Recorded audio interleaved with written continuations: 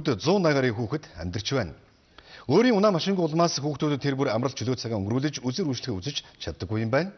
Харин өнөөдөр салбарын яам өнөр бүл төвийн хүүхдүүд зориулсан автобус хүлээлгэн өглөө. Энтхийн хүүхдүүд үе тэнгийнхэнтэйгээ адилаар амралт цугаалгаар явж аялж үзэр үйлчлэгээ үзэх зэрэг нийгмийн харилцаанд идэвхтэй оролцох хэрэгтэй. Гэтэл тэдэнд нэг л хүндрэл байдаг нь унаа машины асуудал байжээ. Тэгвэл өнөөдөр энэ асуудлыг Хүн амын хөгжил нийгмийн хамгааллын яам шийдвэрлэн 3 тамир дунд сургуулийн хамт олон зориултын хүүхдийн автобусыг хандуулсан юм а. Хуучнаар хүүхд тасран хүмүүжлэх төв одоо Монгол улсын хүүхэд гэр бүл хөгжлийн өнөр бүл нэртэй болсон юм. Нэр өөрчлөгдсөж энэ төвийн үйл ажиллагаач шинжлэгдсэн юм байна. Өнөр бүл төвд өнөөдрийн байдлаар 2-оос 18 насны 187 хүүхэд амьдарч байна. За 40-од жилийн настай барилгад нь засвар үйлчлэгээ гэж дөрвтэй гар хүрч байгаагүй. Тиймээс өнгөрсөн хугацаанд хүүхдүүд хүндхэн байдалтайгаар хүүтний улирлыг давж ирсэн. За тийм ч учраас салбарын яам нь энэ асуудлыг анхааралтай авахар олжээ.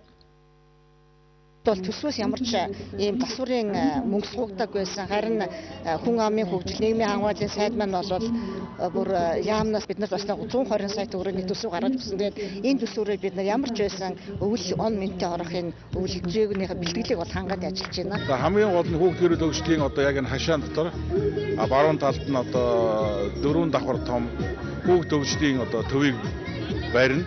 Нэг үл энэ манай өнөр бүл төвд урд нь байгаагүй тийм орчин бий болж байна. За дараа жил бид нар энд спорт зал барихаар төлөвлөж байгаа. Бүтэн болон хагас өнчийн эдгээр хүүхдүүдийн эцэг эхийг Монголын төр орлон хайрлан халамжлах үүрэг хүлээж байгаа. Тэр ч утгаараа Монголын ирээдүйн болсон энэ хүүхдүүдийг хөгжүүлэх, бусад багчуудын адил тэгш эрхтэйгээр нийгэмд оролцдог болгох шаардлагатай байгаа юм а.